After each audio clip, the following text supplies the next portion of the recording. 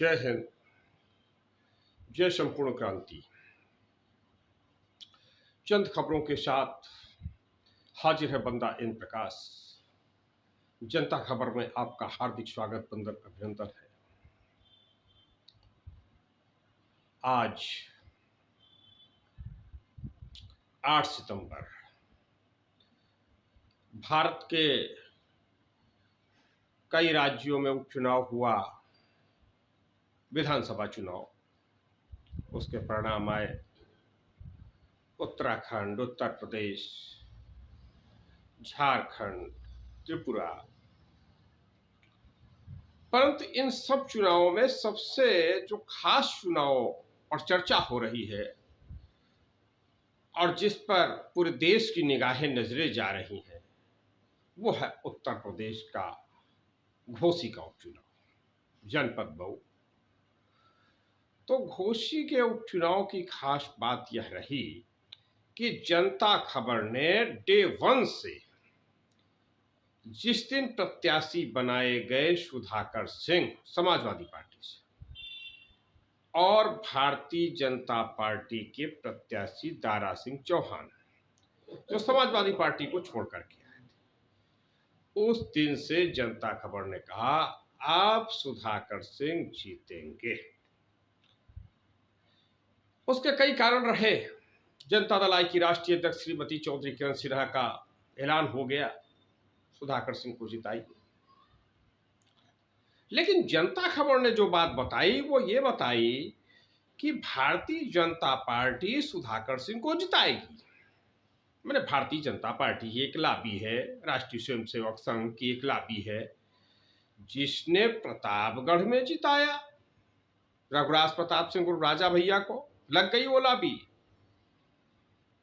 जिसने जौनपुर में धनंजय सिंह की पत्नी को जिला पंचायत अध्यक्ष बनवाया, और भाजपा में है लोग, भाजपा के समर्थक है, कट्टर समर्थक है।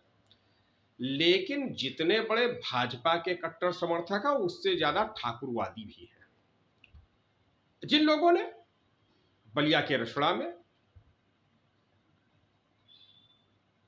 बसपा के कैंडिडेट को जिता दिया गया, उमाशंकर सिंह को, तो जनता खबर ने कहा डे 1 से, देख लीजिए पीछे के एपिसोड, कि सुधाकर सिंह जीतेंगे घोसी से।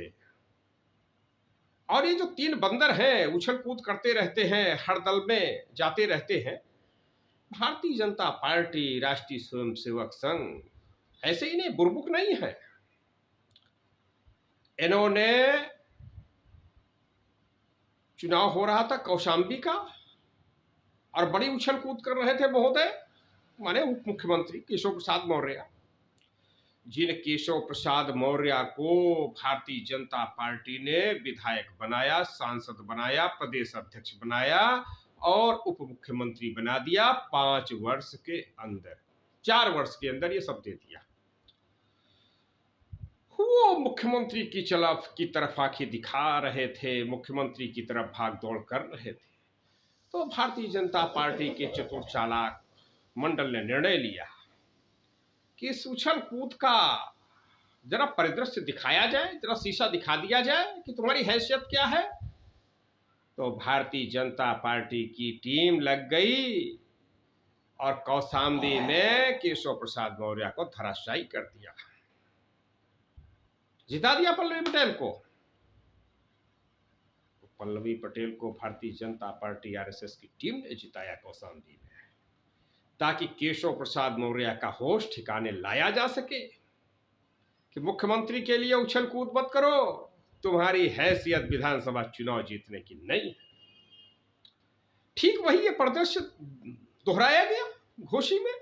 कह दारा सिंह चौहान, मंत्री तो हम तुमको बना सकते हैं, लेकिन तुम्हारी हैसियत अपना विधानसभा चुनाव निकालने की नहीं है।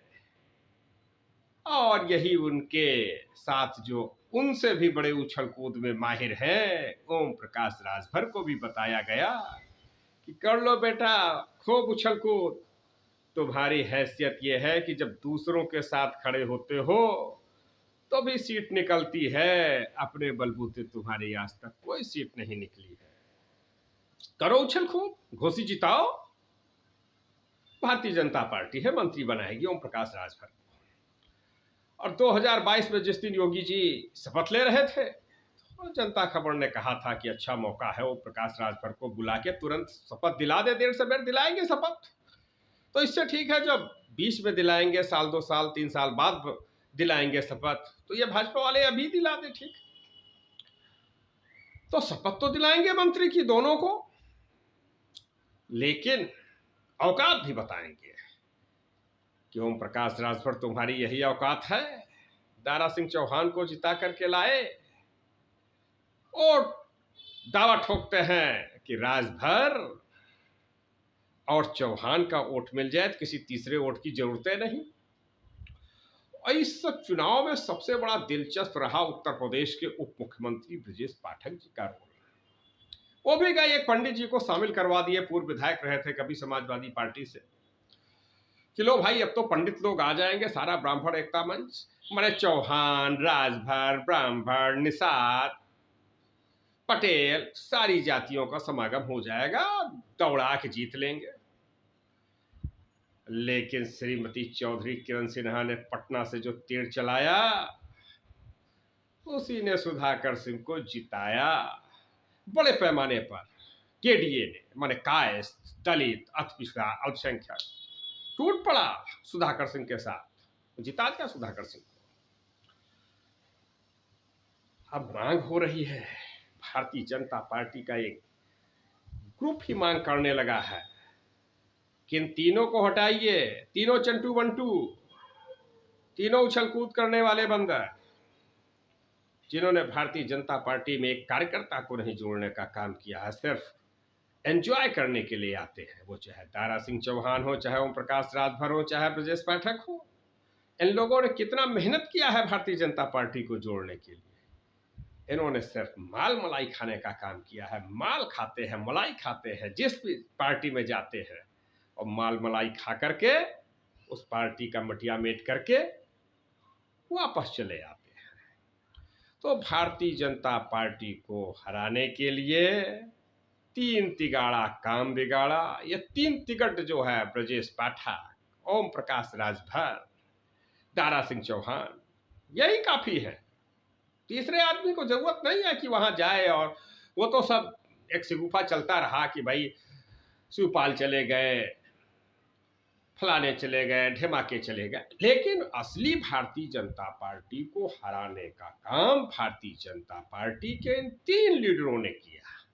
दल बदलू लीडर, ब्रजेश पाठक, दारा सिंह चौहान, ओम प्रकाश राजभर, और यही लेकर के गए थे। माने दारा सिंह चौहान को भाजपा में लाने, ओम प्रकाश राजभर को भाजपा में लाने का सबसे बड़ा दबाव बनाने के लिए भी यही ब्रजेश पाठक ही है। अमित शाह से मिलवाना, चाय पिलवाना, पार्टी में शामिल करवाना, ऐसा भाजपा के अंदर लखनऊ से लेकर दिल्ली तक ये सब चर्चाएं चल रही हैं। चर्चाएं हैं कि भारतीय जनता पार्टी एक बड़ा धड़ा अब मांग करने लगा है कि ब्रजेश पाठक को भी पार्टी से हटाना होगा अगर 2024 में जीतना है, नहीं तो घोसी जैसा परिणाम 2024 में भी उत्तर प्रदेश देने जा रहा है। क्योंकि एक चुनाव मुझे याद है, भारतीय जनता पार्टी से संबंधित है, पूर्वा विधानसभा क्षेत्र, जिला उन्नाव विधानसभा क्षेत्र पूर्वा, जहां पर 85 मार्च में जो चुनाव हुआ, पूर्वा की आदरणीय जनता ने हृदय नारायण दीक्षित को चुनाव जिता दिया, और भी निर्दलीय चुनाव जिता दिया। जब निर्दलीय चुनाव जिता दिया तो फिर जनता दल में शामिल हो गए हृदय नारायण दीक्षित जी, फिर समाजवादी जनता दल में शामिल हो गए, फिर समाजवादी पार्टी में शामिल हो गए,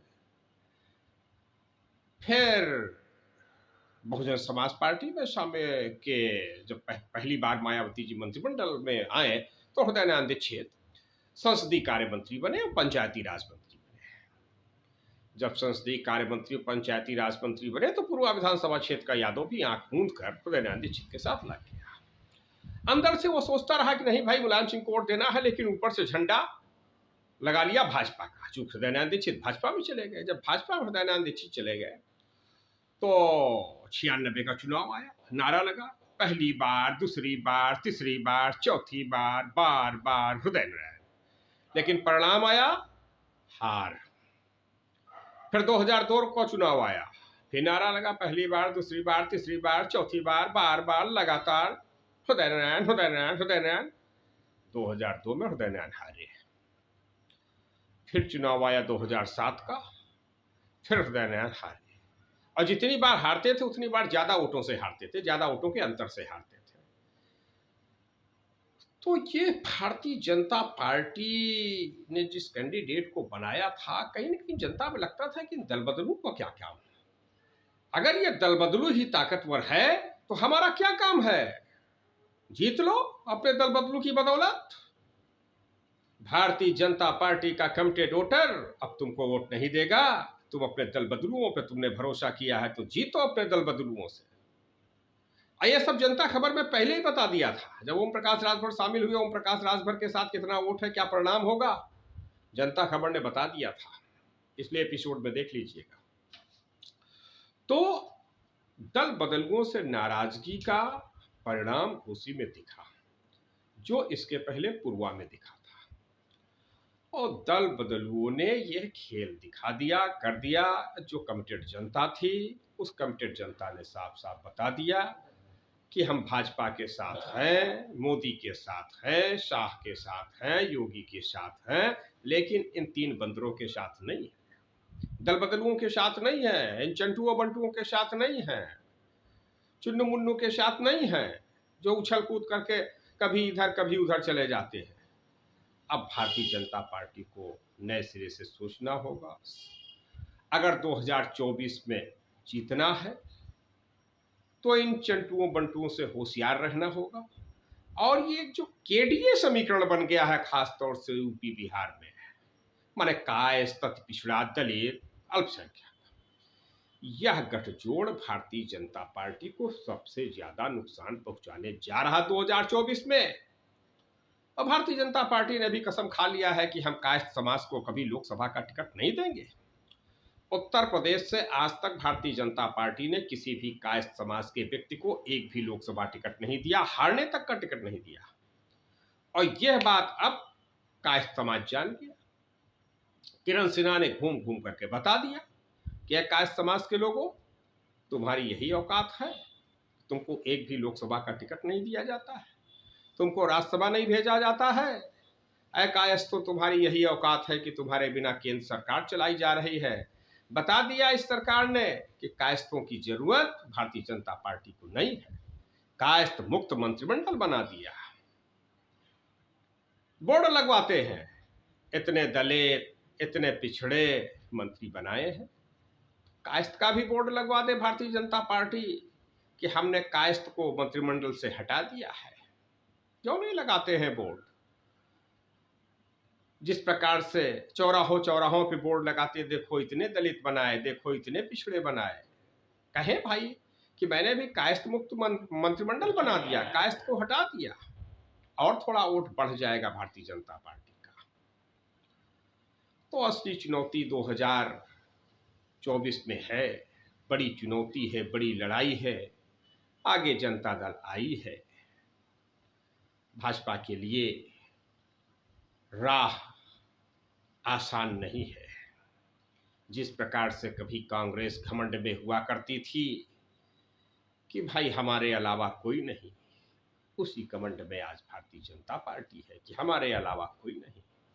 लेकिन जब इस देश के कायस्थों ने अंग्रेजों का घमंड चूर कर दिया, नेताजी सुभाष चंद्र बोस के रूप में, कांग्रेस का घमंड चूर कर दिया लोकनायक जयप्रकाश नारायण के रूप में, तो भारतीय जनता पार्टी क्या है, कितने दिन कह पाएगी कि हमें कोई नहीं हरा सकता है?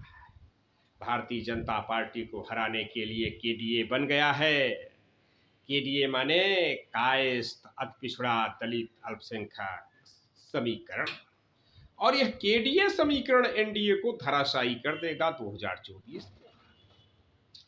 आप सब देखते रहिए जनता खबर, खूब लाइक कीजिए, कमेंट कीजिए, शेयर कीजिए, अपने विचारों से जनता खबर को अवगत कराइए। और इसी के साथ आपको जय हिंद। देखते रहिए जनता खबर।